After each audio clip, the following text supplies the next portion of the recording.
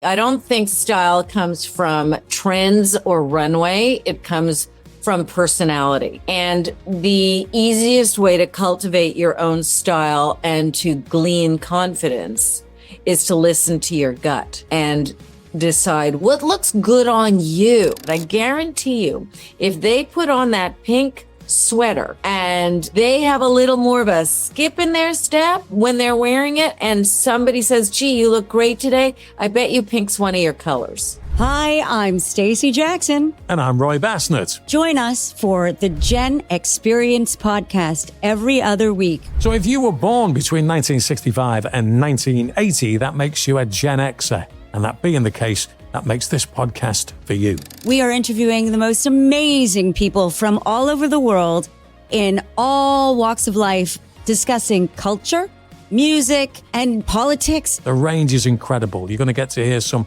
wonderful stories. So join us every other week for the Gen-X-Perience podcast. I'm Stacey Jackson. And I'm Roy Bassnett.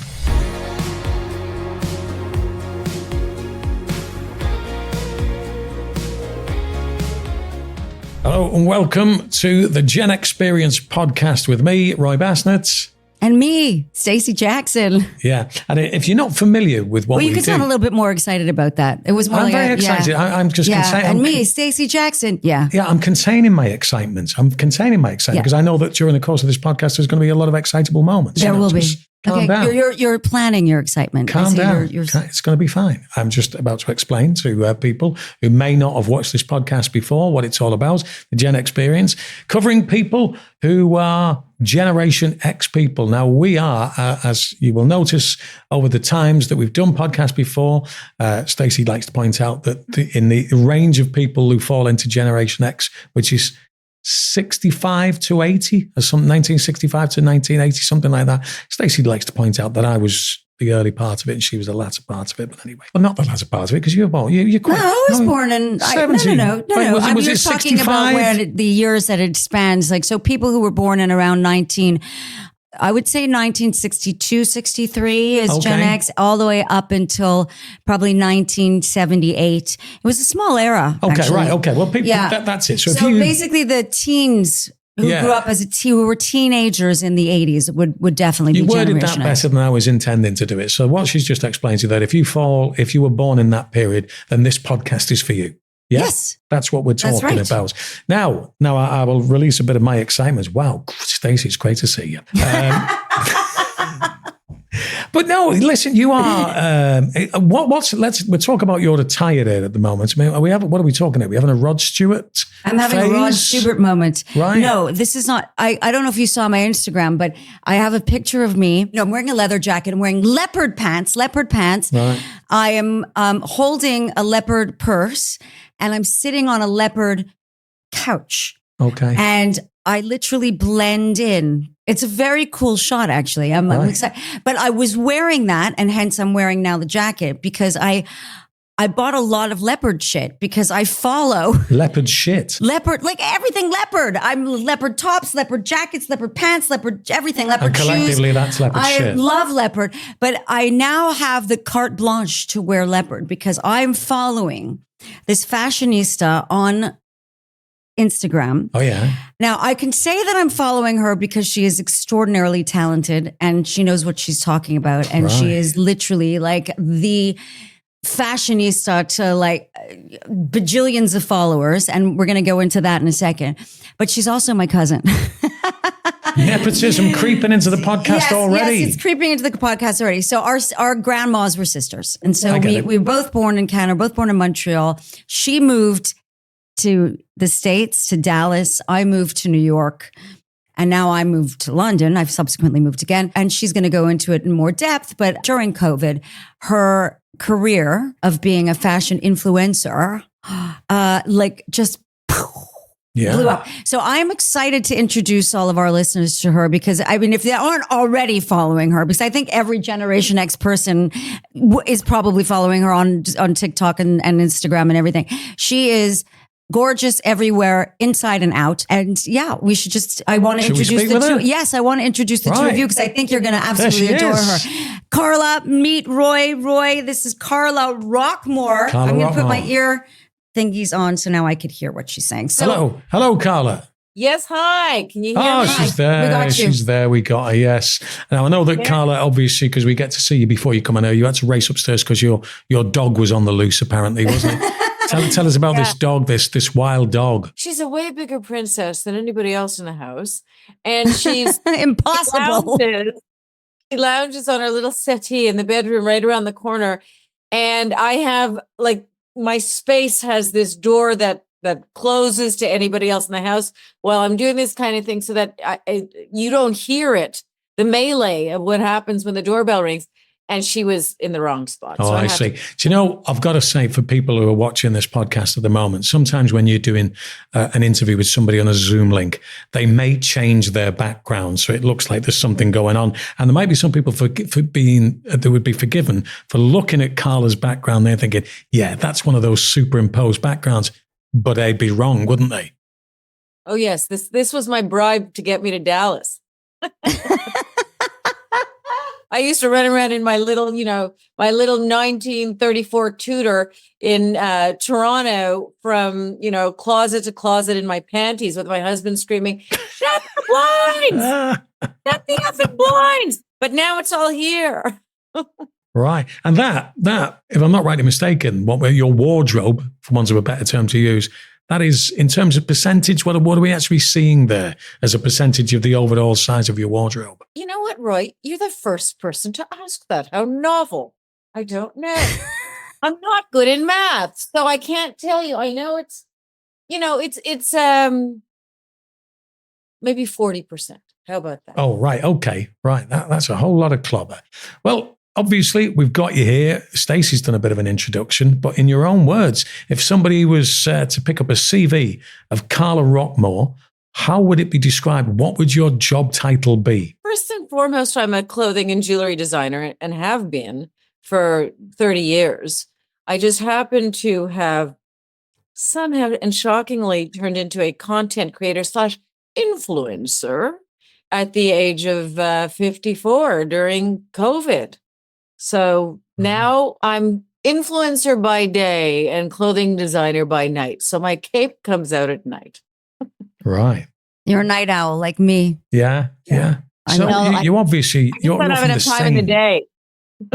Fair enough. You're busy doing all the influencing. Yeah. So you two are from the same stable then, aren't you? Well, so to speak, as it were. So Literally, yes. What was it like? You obviously have a bond, a family bond. Yeah. What was it like for you two guys growing up in the 80s? Her grandma and my grandmother were sisters, like I said. And she looks just like her mother, who looks just like her grandmother. It's incredible. Like every time I look at you, I can't get over it. I mean, and her mom is what, 87, 86? How old's your mommy? And stunning, like meticulous. She is switched on, super. I mean, it's incredible. We have really great genes because my mom also, and my mom's sister Pearl, she's 95, and they're all incredible. Yeah, they're all great. I mean, we're very, very lucky, and we have a very tight knit family. Do you go back to Montreal often? I feel badly because before COVID, I would go back a lot, but things have changed for me since. So I have to sort of pick my moments based on other commitments. So yeah, that's fair.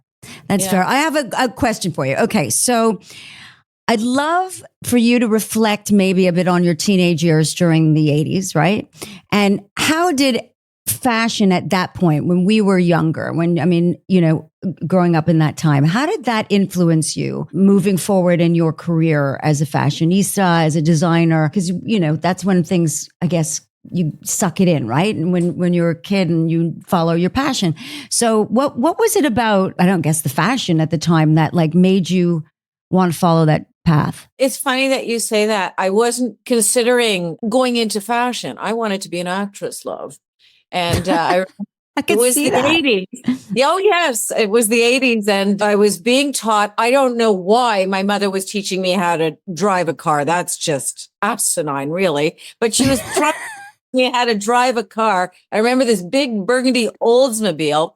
And as we're driving along, puttering along, she said, well, high school is over this year. What do you want to do with your life? And I said, oh, mother, I'm going to Hollywood to become an actress. And she said, very quietly at first, she didn't say anything. And she said, no, dear, you're going to dental school to become a dental assistant so you can meet a nice dentist, not even a doctor, a dentist. I should be the dental assistant. I'm the assistant. I said, Mom, now my mother's a very creative, interesting woman. She's an artist. She's up on a scaffold most of her life. I said, are you kidding me? Like, you brought me up in this bohemian lifestyle and you want me to be a dental assistant? Yes, dear, because the doctor will have house calls and I don't want you to suffer. She said the bejeebers out of me. And I decided to go into fashion instead because it was a passion of mine. I'd always dressed. And I knew that on that path, I'd get a regular paycheck. And that's how that manifested. Right. Now, the interesting thing about you is, as was mentioned there, you were talking about COVID before, Stacey, that COVID, meant a lot of things to a lot of different people. It was actually quite beneficial to you because that's when I would imagine you became an influencer, and you have an enormous following, which I'm sure you'll tell us about in terms of numbers in a short while. But what is that like for you? Because that brings a lot of intrusion into your life. So tell us about the numbers and tell us what it's like to be an influencer, if you would, please, Carla. Well, firstly, I'm an overshare, so it's not that difficult. I think that according to the numbers, I have about 2.5 million followers across all the different platforms. And what's really interesting about that bird's eye view is having the perspective or seeing rather how each generation thinks about my content, reacts to my content differently. Like my TikTokers who are younger will react very differently than my Facebook people.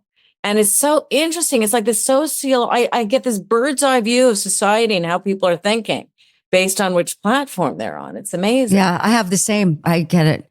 Yeah, interesting. Yeah, but this is a later in life thing that happened. Yeah. So no, look, I don't have any qualms about this. I believe that people are successful when they have their three converging circles actually converge. Their education, what they were taught, their métier, what they love to do, their hobbies, and this whole in the community. And when these three converge, you get your sweet spot. So I had my fashion career understanding, the closet is half the star. I'm a big vintage collector. That was that. There's my hobbies, which is my need to entertain and be on the stage. I had a very captive audience because it was COVID. Everybody was home. So those three things were the perfect storm to get this going. I didn't do it on purpose. Well, that's what I was going to ask. Like, was it an accident? Like, how did this? Was one of your kids videotaping you? Like, no. I was watching Netflix for the fifth time. The Mad Men it was. I said, I've got to do something else. I don't know how long this is going to go on. It was lockdown. I had just gotten back from India. I was working in India March 20 of 2020. And ready to launch my fine jewelry collection. I was working on that for about a year. And my husband called and said, you better get home. They're going to close down the country. There's a global pandemic. And I said, what's that? It was just so shocking to me. I had no idea what was going on. Picked me up at the airport, went straight into lockdown. And my girlfriends up in Canada were much more restricted than us here in Dallas. Yeah. Very. Here too, by the way, in the UK. Same. Very restricted. They were miserable. Right? So, me being a funny one, I said, let me put a fun styling video together to make you laugh. And I remember I didn't even have an Instagram account because I'm not a big social person, or was not before any of this. And so I decided to put the video on YouTube. I don't know why. That's what I thought one does. And I did that swimmingly for a whole year until April 2021. And then Ivy, my daughter, says, Mom, let's put you on TikTok. And I said, isn't that a dance app? Yeah, exactly. For young kids. Right. She's like, No, it's changed. You have to get it down to a minute. And that was a challenge. I did all my own editing. I love to edit. That really saved me during COVID. More than the song and dance was actually being able to work with my hands again, tangibly be able to play with stuff. And so I got this video down to a minute and I loaded it up on TikTok and it went viral. And the kids had to explain what that meant. And then that was it. It was past the salt. Like it was really not a big deal other than, oh, isn't that funny? Mummy went viral. But then it happened again, and again. And then Vogue coined me the Carrie Bradshaw of TikTok. And that's when all the floodgates. Oh, explain to me who Carrie Bradshaw is. Roy. Oh, I committed some kind of that's a sacrilege. That's and you're a Gen Xer. Okay. Carrie Bradshaw, go on. It was, okay, so you heard of Sex in the City? Oh, right. Okay. Yeah, it's a woman thing then. I get it. Well, not necessarily, but okay. And it's about... You say that, Roy, but now the reruns are back on Netflix. And my husband does not like to admit that when the show is on, he creeps in and sort of half listens. So Carrie Bradshaw is a character in Sex in the City. Right. She's the lead character who has a closet like Carla's or probably not as big, but like, and she's the fashionista who is a journalist and basically is the narrator and the lead character of five girls. That being the case that you have been referred to as Carrie Bradshaw, how did you take that? Did you take that as like, I'm quite happy with that. Oh, you're a bit, what was your take on it? I felt highly validated. When Carrie Bradshaw first wore, I remember back in the day when, in the early 90s, when I saw her, she was wearing a shrunken football t-shirt and a voluminous crinoline maxi skirt to the floor. I was like, I wore that last week. That's how I've always dressed. Carrie and I, the character dresses very similarly to the way I do. We have an eclectic sense of style. It's not about labels and it's not about a static sort of viewpoint.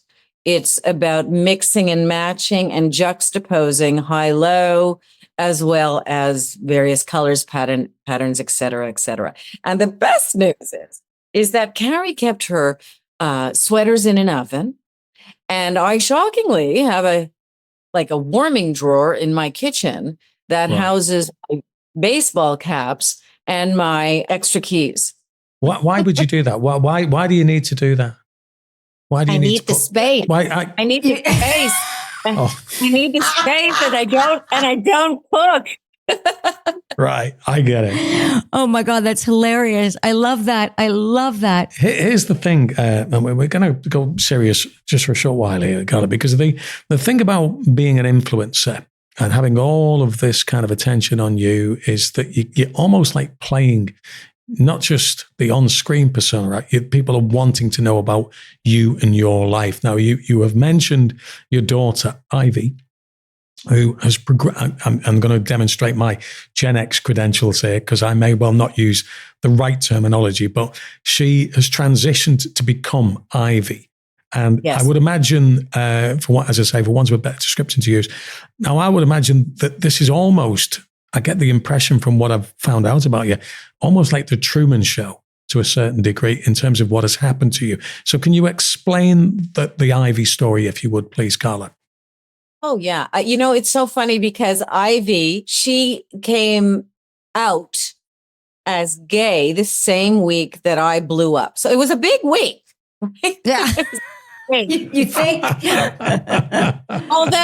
I always had an inkling, I thought she was a little Anderson Cooper because she's so brilliant. I thought, that's what I know who Anderson Cooper is, by the way. Okay, good. I was going to say, we love interestingly as well. So you know that I do know who Anderson Cooper is. His mother was Gloria Vanderbilt.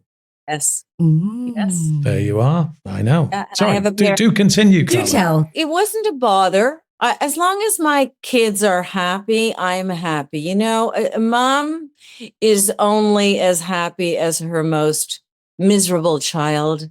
And I agree with that. I just said that the other day. And I think it was you told me this.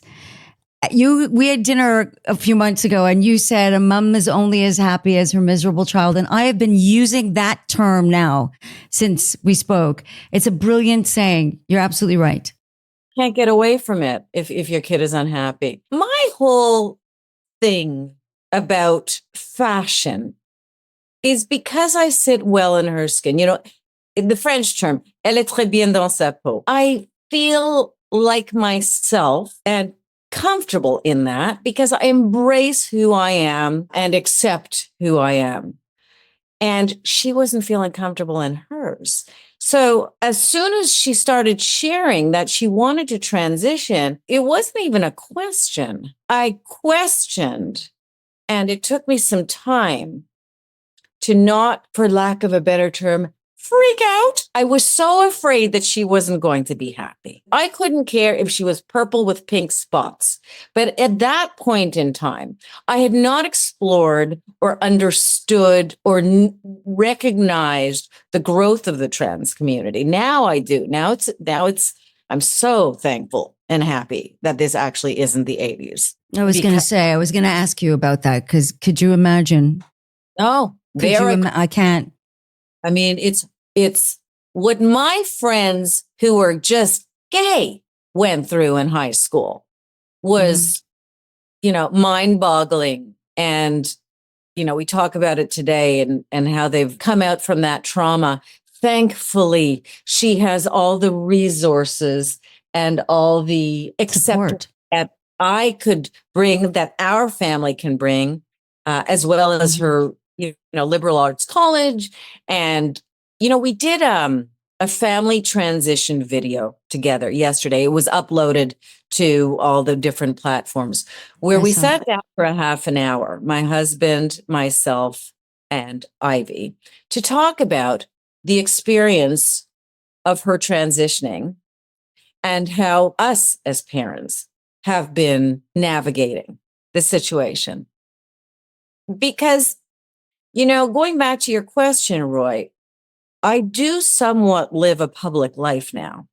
Mm-hmm. And the advantage in that area is that I just may be able to help other parents of transitioning kids understand that there's life after transitioning.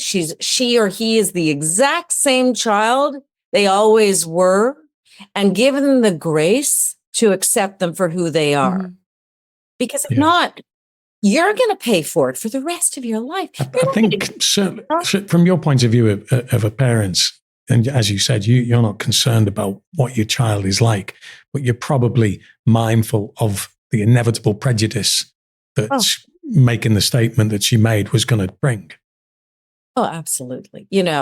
This has not been an easy time based on, especially in Dallas, based on the political situation at the moment. But I see such blessings every day in the kids and how the young kids don't have the same prejudices that we do. Yeah.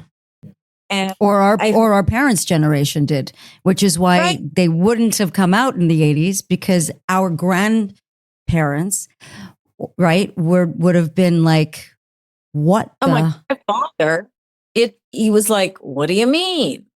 He doesn't want to be a boy? He was confused beyond belief. Now he's calling her she. I give him props for that. He That's understands. Great. Here's the thing it's about hard, it. Though.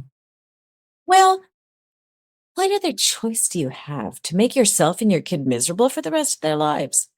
And the happiness I see in accepting her for who she is and cultivating that with her, it just solidifies the fact that we did the right thing by embracing. 1,000,000%. Would there have been any other thing that you would have done? I mean, you just...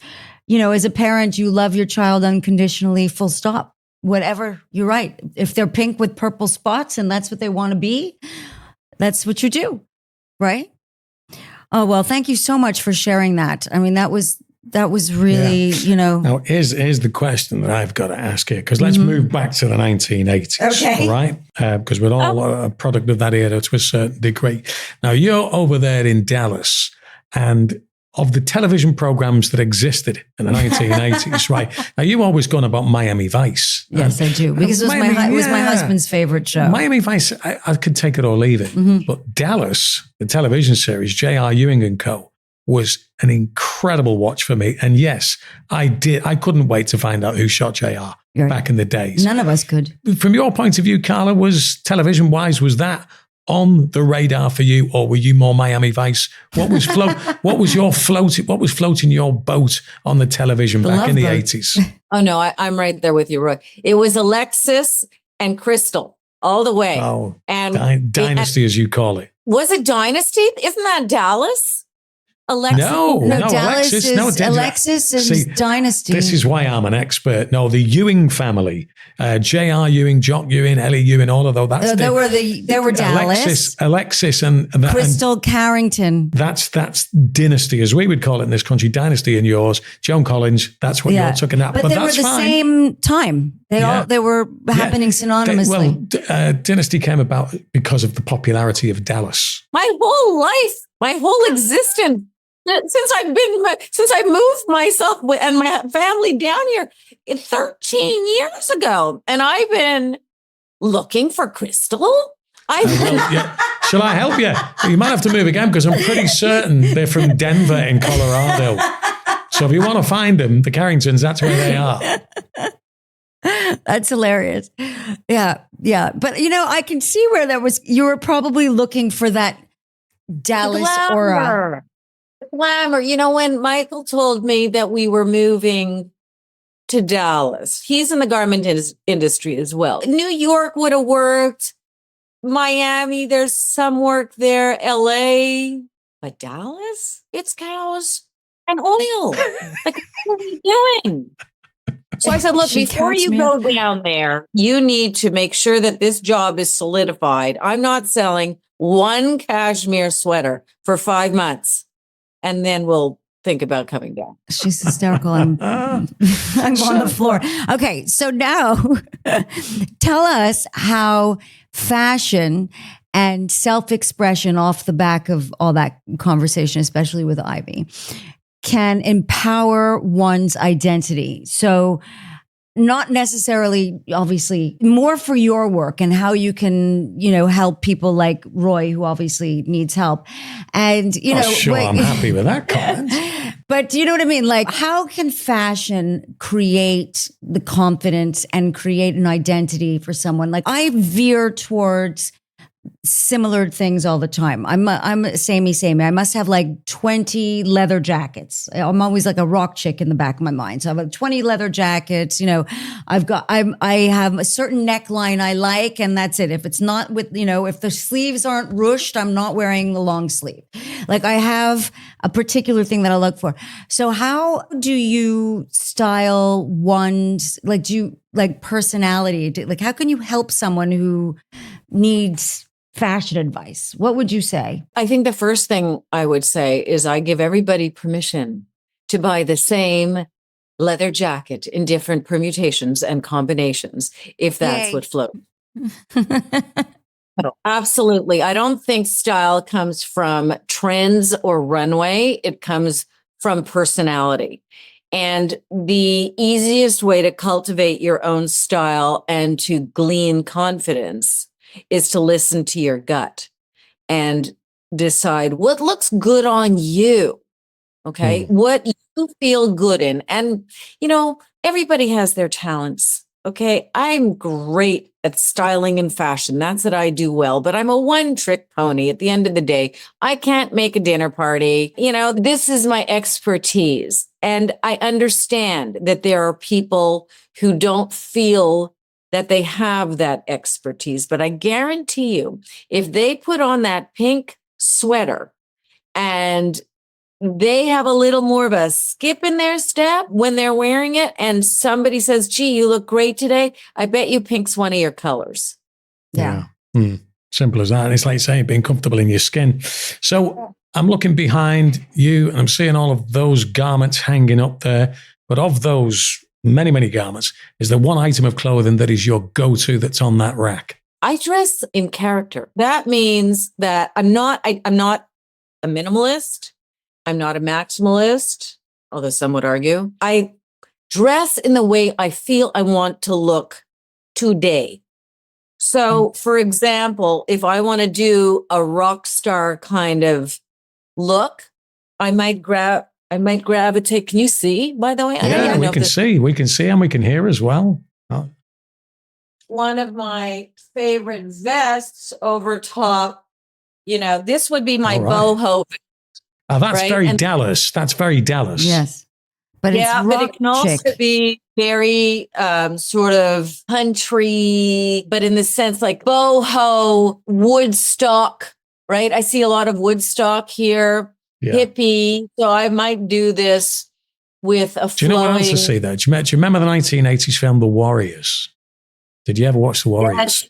Yes. Warriors. Ajax. Warriors come out to play. Yeah, that one. That's it. I see Ajax, one of the central characters, wore a very similar waistcoat. But you see, Carla could wear that now and with like a floaty skirt and an amazing bat. Right. And she would look incredible and current. Yeah. I'm assuming that what you're holding up, Carla, you would wear something underneath that. Yes. I usually... one needs to go white under such.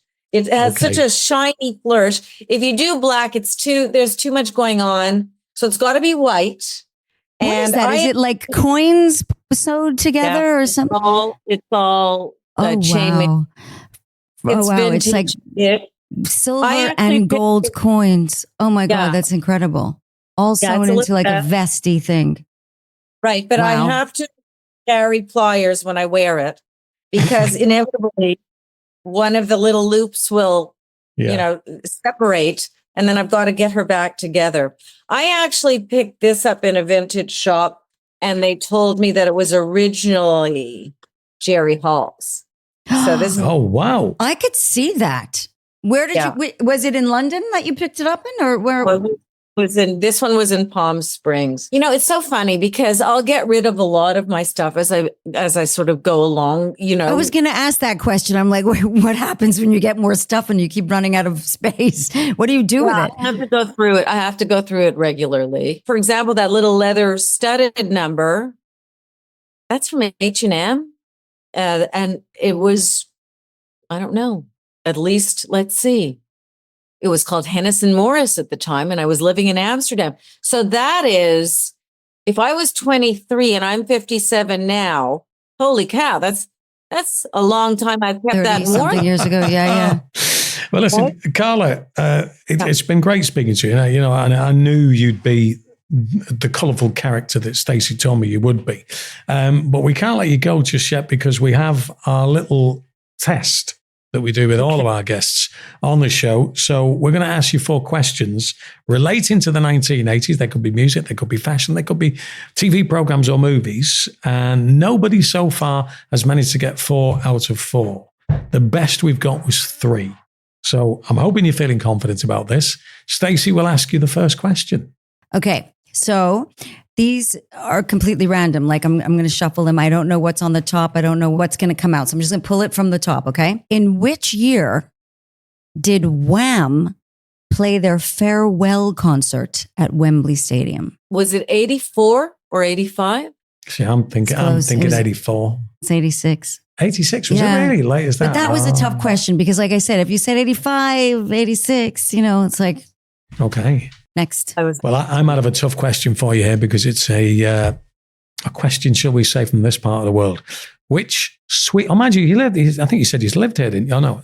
Which Swedish rock band? Oh, you're going to get this. Sang the final countdown. I can give you a clue. You could say it's from this part of the world, collectively known as. I have no bloody idea. What is it? Europe. Oh, never mind. Right. Okay. Well, I have to say, at this moment in time, Carla, you're doing absolutely dreadful. She's going to get this one. This one, I'm sure you're going to get, babe. Okay. Which company produced their first portable CD player in 1982. Sony Walkman. Yes. Oh. You got it, girl. Yes. I've got a feeling you're going to balance it out with this one. At least get 2 out of 4. Which brand of sunglasses was made popular by the film Top Gun? Oh, you know this. Ray-Ban? Yes. It is right. There you go. You got there in the end. So well done, Carla. Yes, and that was a fashion question too. I was like hoping, please let there be at least one fashion question. They're in there, yeah.